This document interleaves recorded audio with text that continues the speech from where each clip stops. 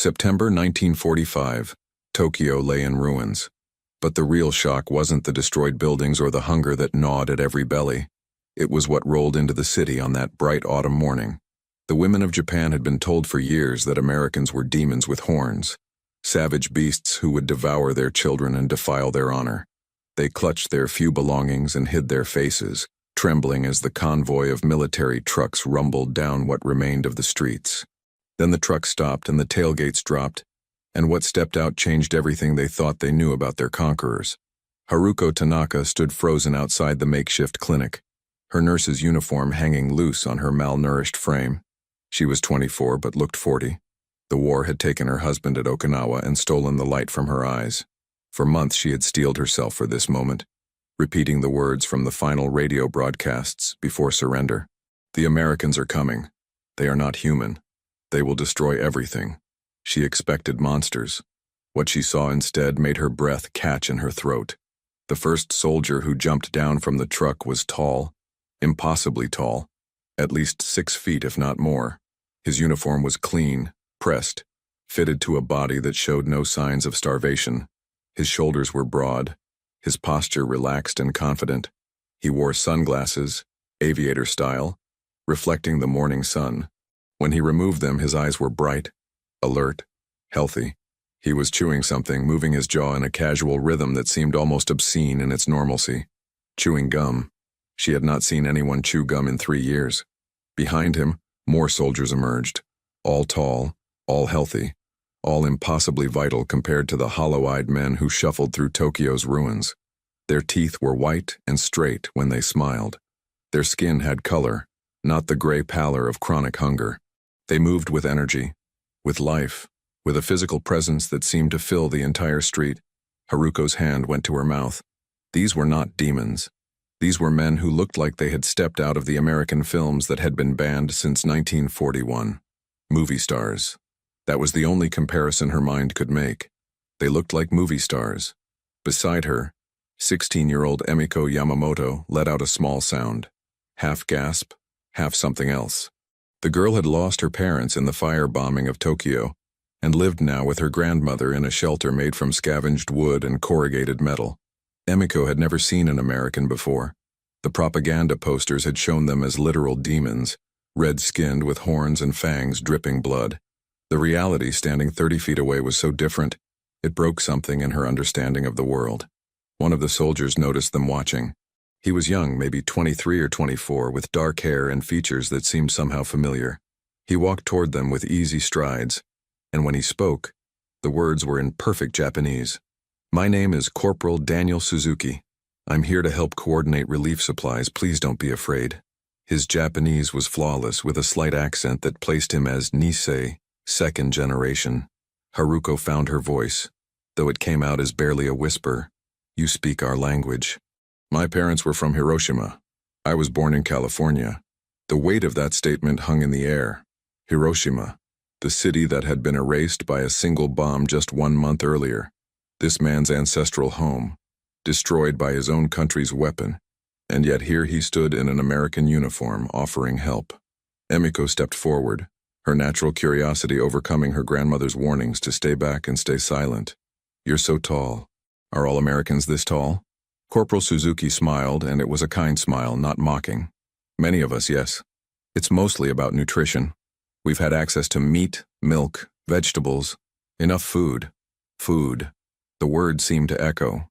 Haruko had not had enough food since 1943. None of them had. The average Japanese civilian had been surviving on less than 1,500 calories a day for 2 years. Children were stunted. Adults were skeletal. And these Americans, these supposed demons, they glowed with health that came from having enough to eat. More trucks were arriving now, and Japanese civilians were emerging from their shelters, drawn by curiosity and the desperate hope that these trucks might contain food. Haruko saw her brother Hiroshi among them, and her heart clenched. Hiroshi had returned from the war 3 weeks ago, one of the lucky ones who survived. But he was not the man who had left. He was 32 and weighed perhaps 110 pounds. His uniform hung on him like a shroud. His face was gaunt, his eyes sunken. When he stood next to the American soldiers, the contrast was brutal and humiliating. Hiroshi had been a soldier of the emperor, He had believed in Yamato Damashi, the spirit of Japan, the superiority of Japanese discipline and will over American decadence and materialism. He had been told that one Japanese soldier was worth 10 Americans, that Japanese spirit would overcome American machinery. Now he stood next to Sergeant James Morrison, a corn-fed boy from Iowa who stood 6'2" and weighed 190 pounds of solid muscle, and the mathematics of the propaganda fell apart. This was not about spirit or will. This was about a nation that could feed its people against one that could not. This was about industrial capacity and resources and all the material things that Japanese commanders had dismissed as unimportant compared to fighting spirit. Morrison was handing out chocolate bars to children. Real chocolate, Hershey's bars, something most of these kids had never tasted. He was doing it with a genuine smile, crouching down to their level, making eye contact, treating them like human beings, and not like the children of a defeated enemy. One little boy, maybe 5 years old, took the chocolate with trembling hands and immediately burst into tears. Not from fear, but from the overwhelming kindness of the gesture. Haruko watched this and felt something crack inside her chest. For 4 years she had been told to hate Americans, to fear them, to see them as less than human. And in less than 10 minutes, that entire edifice of propaganda was crumbling. These men were not monsters. They were not demons. They were just men, impossibly healthy men from a country that had so much abundance it could send chocolate to the children of its enemies. Lieutenant Anderson, the officer in charge, was conferring with Corporal Suzuki and a Japanese official who had emerged from the municipal building. Anderson was 35, older than most of the soldiers, with gray already showing at his temples. He carried himself with authority, but without arrogance. When he spoke through Suzuki's translation, his words were about setting up food distribution points, medical care, sanitation to prevent disease, practical things, helpful things, not the rape and pillage that the final desperate broadcasts had promised would come with the American occupation. Emiko had edged closer to the trucks, fascinated. She had never seen vehicles so clean, so well maintained. Everything in Japan was broken down, patched together, running on fumes. These trucks looked like they had just rolled off an assembly line. The tires were new. The paint was intact. Everything worked. It was a level of material wealth that seemed almost fantastical to someone who had spent the last year of the war watching her country literally fall apart from lack of resources. One of the soldiers, a young private with red hair and freckles, noticed her staring and gave her a friendly wave. She froze, unsure how to respond. In her world, men did not wave casually at young women they did not know. There were protocols, formalities, proper channels. But this American just grinned and went back to unloading crates marked with red crosses. Medical supplies.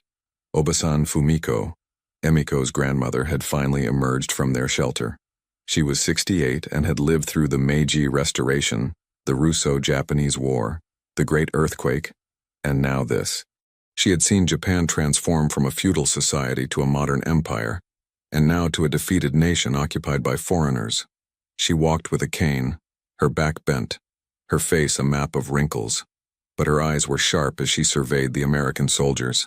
She moved to stand beside Haruko and spoke in a low voice. "They do not look like the pictures." "No," Haruko agreed. "They do not. They look healthy." "Yes. Our men look like ghosts next to them." It was true. As more Japanese men gathered, the contrast became starker. The average Japanese soldier who had survived the war was malnourished, exhausted, often suffering from untreated wounds or tropical diseases contracted in the Pacific campaigns. They averaged perhaps 5'4", 5'5" in height, and weighed between 100 and 120 pounds. The Americans averaged 5'10" or more, and weighed between 160 and 200 pounds. It was not just a difference, it was a chasm. Hiroshi had moved closer to his sister, his face unreadable. Haruko could feel the shame radiating off him, though he said nothing. What was there to say? He had given everything for the emperor, had fought with courage and discipline, had survived battles that killed most of his unit, and his reward was to come home defeated, starving, and confronted with the undeniable physical superiority of the enemy he had been told was soft and weak. Sergeant Morrison approached them, Corporal Suzuki translating. "We're setting up a mess hall to serve hot meals starting tomorrow. Everyone is welcome. You don't need papers or registration. Just come and eat." We have enough for everyone. Enough for everyone. Those words would have seemed like an impossible fantasy a week ago. What do you want in return? Hiroshi asked, his voice hoarse from disuse and suspicion. Morrison looked genuinely confused by the question. Want? Nothing. You're hungry. We have food. That's all there is to it. The simplicity of the statement was almost incomprehensible. In Japan, every transaction had layers of obligation and debt. On was the burden of owing. Giri was the duty to repay. Nothing came without strings. But this American seemed to be saying that food would be given simply because it was needed, with no expectation of return. Your government told you we were demons, Morrison continued. I get that. War propaganda. But we're just regular guys. We want to go home eventually. In the meantime, we're here to help Japan get back on its feet. That's our job. Haruko studied his face as Suzuki translated. Morrison had a scar on his left cheek, faded but visible. He had clearly seen combat. He had probably killed Japanese soldiers. Yet there was no hatred in his expression, no desire for revenge, just a kind of weary professionalism and something that might have been compassion. Do you hate us? The question came from Emiko, bold as always. Morrison considered it. Some of my buddies died fighting your army, but you're not your army. You're just people who got caught up in something bigger than any of us. So no, kid, I don't hate you. Over the next several hours, the Americans set up what they called a forward operating base. It was efficient, organized, and fast. They had portable generators for electricity. They had tents that went up in minutes. They had a field kitchen that was already preparing food, and the smell of cooking meat drifted across the ruins like a dream. Haruko could not remember the last time she had smelled meat cooking. More civilians were gathering, drawn by the smell and the cautious report spreading through the neighborhood that the Americans were not, in fact, killing everyone. There was still fear, still suspicion, but it was giving way to desperate hope and undeniable hunger. Michiko Sato arrived with her 3 children, ages 8, 6, and 4. She was 40 but looked 60, a widow who had been surviving by doing laundry for other families in exchange for rice. Her children were skeletal, their bellies distended from malnutrition, their hair thin and brittle. When she saw the Americans, she hesitated, pulling her children close. But then the 4-year-old, a little girl named Akiko, saw the soldier handing out chocolate and broke free, running forward with the fearless instinct of a hungry child. Michiko cried out, certain her daughter was running toward danger. But Private Jackson, the red-haired soldier, simply knelt down and handed the little girl a chocolate bar and a gentle pat on the head. Akiko stared at the chocolate like it was a holy relic, then ran back to her mother, clutching her prize. Michiko met Haruko's eyes across the crowd, and the 2 women shared a moment of silent communication. This changes everything. Lieutenant Anderson had commandeered a relatively intact building to use as a headquarters, and he invited the local officials to a meeting. The Japanese officials came with their heads bowed, expecting the worst. They had heard stories from other occupied territories about what conquering armies did. They expected demands, requisitions, humiliation. What they got instead was a practical discussion about sewage, clean water, and preventing cholera outbreaks. Anderson wanted to know what the community needed most urgently. He took notes. He listened. It was disorienting. Corporal Suzuki was kept busy translating, moving between groups, facilitating communication. He occupied a strange space, neither fully American nor fully Japanese in the eyes of either side. Some of the Japanese civilians looked at him with suspicion, seeing a traitor who had fought for the enemy. Others saw him as a bridge, someone who could help them navigate this new reality. Suzuki found Haruko organizing a list of civilians who needed medical attention. She had immediately fallen into the role of coordinator, using her nursing training and her natural competence. He noticed that she moved carefully, conserving energy, and that her hands shook slightly from weakness. When did you last have a full meal? He asked. She looked up, startled by the directness of the question. I don't remember. February, perhaps. Before the big raids. That was 7 months ago. Come with me. He led her to the field kitchen where an army cook, a heavy-set man with a thick Brooklyn accent, was preparing dinner for the troops. Suzuki spoke to him briefly, and the cook nodded, filling a metal tray with food. Beef stew, bread, canned peaches, coffee with real sugar. More food than Haruko had seen in one place in a year. I can't take this. This is for your soldiers. We have plenty. Eat. You'll be no good to anyone if you collapse from hunger. The logic was undeniable. Haruko took the tray with trembling hands and found a place to sit on a broken concrete block. She ate slowly, forcing herself not to gulp, knowing that her shrunken stomach would rebel if she ate too fast. The flavors were overwhelming. Salt, fat, protein, sweetness. Her body responded with an almost painful intensity, awakening nerve endings that had been dormant for months. Emiko appeared at her side, eyes wide. Oba-san says the Americans are giving out food tomorrow. Real food. Rice and vegetables and maybe even fish. If they're telling the truth, then yes. Why would they lie? What would be the point? It was a good question. There was no strategic advantage in promising food and then not delivering. It would only create resentment and resistance. If the Americans actually wanted to win the cooperation of the Japanese population, the most efficient way to do it was exactly what they appeared to be doing. Feed them. Show them kindness. Demonstrate that cooperation would be rewarded with basic human necessities. It was a simple strategy and probably devastatingly effective. Night fell, and the Americans set up floodlights powered by their generators. Artificial light, bright and steady, pushing back the darkness. Tokyo had been dark for years, blacked out against air raids. The sudden illumination felt almost blasphemous, like tempting fate. But the war was over. There were no more raids coming. The lights could stay on. Hiroshi sat apart from the others, smoking a cigarette that an American soldier had given him. American tobacco, smooth and mild compared to the harsh Japanese wartime cigarettes made from floor sweepings and hope. He watched the Americans moving around their camp with easy efficiency, laughing and joking with each other. They seemed so young, so carefree. Had they not just fought a war?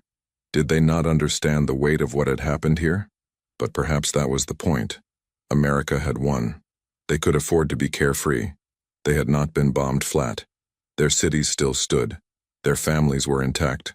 They had not lost everything. Sergeant Morrison sat down beside him without asking permission. Another American casualness that would have been rude in normal times but felt oddly comforting now. Morrison offered him another cigarette, which Hiroshi accepted. "You were a soldier," Morrison said through Suzuki's translation. It was not a question. Yes. Infantry. Pacific Theater. Tough fighting out there. Lost a lot of good men. Hiroshi nodded. So did we. They smoked in silence for a moment.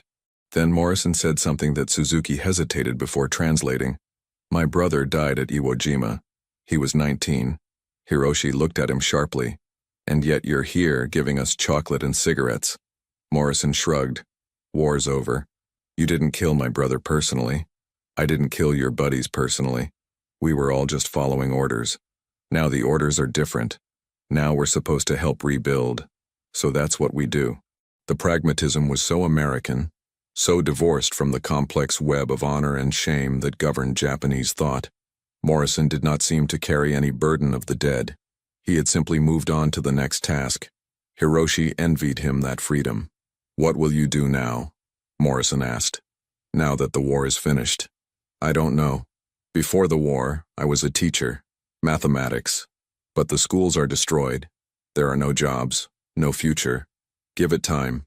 Things'll get better. They always do." Hiroshi wanted to believe him. But sitting there in the ruins of Tokyo, malnourished and defeated, watching these healthy, confident Americans with their endless supplies and easy smiles, it was hard to see a path forward. The next morning, true to their word, the Americans set up a food distribution point. The line started forming before dawn. Hundreds of people, maybe thousands, all hollow-eyed and desperate. Haruko helped organize them, creating some semblance of order, prioritizing families with small children and the elderly. The food came out in portions that seemed almost surreal in their abundance. Rice, canned vegetables, corned beef, powdered milk for children, even some fresh fruit that had been shipped in from who knows where. Each family received enough for several days. No papers were checked. No loyalty oaths were demanded. Just name, number of people in household, and here's your food. Michiko Sato stood in line with her 3 children, watching the smooth efficiency of the operation. American soldiers working alongside Japanese volunteers. Corporal Suzuki translating. Lieutenant Anderson supervising. Everything calm, orderly, respectful. When it was her turn, a young soldier with a kind face filled her basket carefully, making sure to include extra milk for the children. "Thank you," she said in halting English, one of perhaps 10 English words she knew. "You're welcome, ma'am," the soldier replied with a smile that reached his eyes. Ma'am. He had called her ma'am, a term of respect. She was the widow of a defeated enemy soldier, standing in line for charity food, and this young American had called her ma'am. Emiko was helping distribute the food alongside the Americans, her natural energy and fearlessness making her useful. She chattered away in Japanese, not caring that most of the soldiers could not understand her, relying on gestures and smiles. The Americans seemed charmed by her, this skinny teenager with bright eyes and irrepressible spirit. Private Jackson, the redhead, had taken to calling her Smiley, a nickname that stuck despite her not understanding the English word. Obasan Fumiko observed all of this with her sharp eyes, saying little but missing nothing. At one point she pulled Haruko aside and spoke quietly. "This is how they win. Not with guns, with food and kindness. They're smarter than we gave them credit for." "Is it winning if everyone benefits?" Haruko asked. The old woman smiled, a rare expression.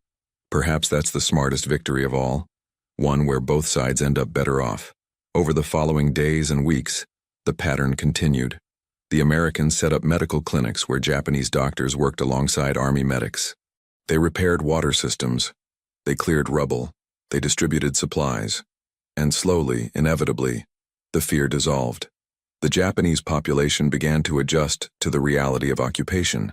Yes, these Americans were impossibly tall and healthy. Yes, they had won the war through overwhelming material superiority. Yes, seeing them walk down the street was a constant reminder of Japan's defeat. But they were not cruel. They did not rape or pillage. They followed rules. They respected boundaries. They were, in their own way, as disciplined as Japanese soldiers, just better fed and better equipped. The women of Japan, especially, began to notice things. The Americans treated women differently than Japanese men did. They held doors open. They said please and thank you. They made eye contact and smiled. They seemed to value women's opinions. It was strange, almost uncomfortable in its novelty, but not unpleasant. Haruko found herself working closely with the medical team, and particularly with Sergeant Morrison, who had taken an interest in public health initiatives. He treated her as a professional equal, asking her opinion on how to reach reluctant civilians, deferring to her knowledge of local customs. It was disorienting. Japanese military doctors had treated her as little more than a servant. This American soldier treated her like a colleague. One afternoon, while organizing vaccine distribution for children, Morrison asked her about her husband. Corporal Suzuki had told him that she was a widow. She answered matter-of-factly. "He died at Okinawa. He was a good man. The war took him." Morrison nodded. "I'm sorry. War takes a lot of good people. Did you ever marry?" she asked, surprising herself with her boldness. He shook his head. "Got a girl back home. Susan. We've been writing letters. Gonna marry her when I get back to Iowa. Show her the ring I bought in Honolulu." He pulled out his wallet and showed her a photograph. A pretty blonde woman with a wide smile standing in front of a farmhouse. She looked healthy, happy, everything that Haruko was not. For just a moment, Haruko felt a sharp pang of envy. Not for Morrison, but for that woman in the photograph who had lived through the war without bombs falling on her home, without starvation, without losing everything. "She's beautiful," Haruko said, and meant it. The weeks turned into months. Autumn gave way to winter. The food distributions continued. The Americans brought in coal for heating. They set up schools and buildings that still had roofs. They showed movies in the evenings, American films that the Japanese population had been forbidden to watch for years. Charlie Chaplin, Mickey Mouse cartoons, and yes, Hollywood glamour films with impossibly beautiful actors and actresses. Emiko sat in the front row of the makeshift theater, watching in wonder as these impossibly attractive people lived impossibly perfect lives on screen. And then she looked at the American soldiers running the projector, and she realized they were not so different from the men on screen. Taller than Japanese men, healthier, with good teeth and confident postures. The movies had not been lying. Americans really did look like that. It explained so much. Why the soldiers carried themselves with such ease.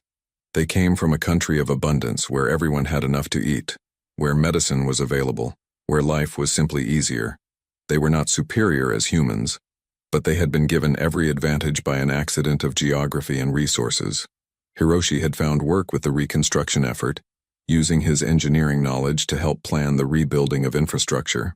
He worked alongside American engineers who shared their technical drawings freely, explained their methods patiently, treated him as a valuable contributor despite his country's defeat. It was slowly rebuilding his sense of purpose, giving him something to focus on beyond the shame of loss. One day, working on plans for a new water system, Hiroshi realized he was laughing at a joke one of the American engineers had made. Actually laughing. It felt like a betrayal at first, this casual camaraderie with the former enemy. But then he thought about what his alternative was: to nurse his resentment and his shame while his country rotted, or to accept help and work toward a future where perhaps Japanese children would grow up tall and healthy like these Americans. The choice, when framed that way, was obvious. Lieutenant Anderson was preparing to rotate back to the States, his tour complete. Before he left, he held a final meeting with the local officials and volunteers who had worked with him. He spoke through Suzuki's translation, his voice sincere. "When I came here, I expected hostility, maybe violence. We'd been told you would resist occupation with everything you had, but you've shown incredible resilience and grace. You've accepted help when it must have been humiliating to need it. You've worked alongside us despite the fact that we were enemies weeks ago. That takes courage. Real courage. Not the kind you show in battle, but the kind you show in rebuilding. Thank you for teaching me that." The Japanese officials bowed deeply, moved by his words.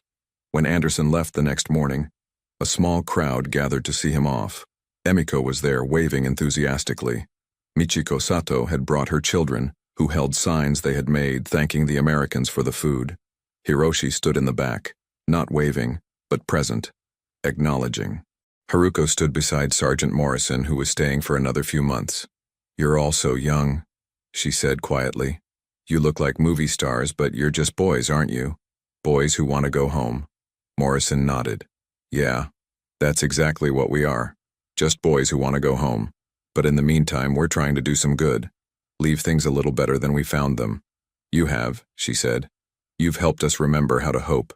As the truck carrying Lieutenant Anderson pulled away, Corporal Suzuki stood watching with complex emotions on his face. He was a bridge between two worlds, belonging fully to neither. But perhaps that was okay. Perhaps bridges were needed more than soldiers now. The story of Japan's occupation would go on for years with complexities and problems that would not be solved by chocolate bars and good intentions alone.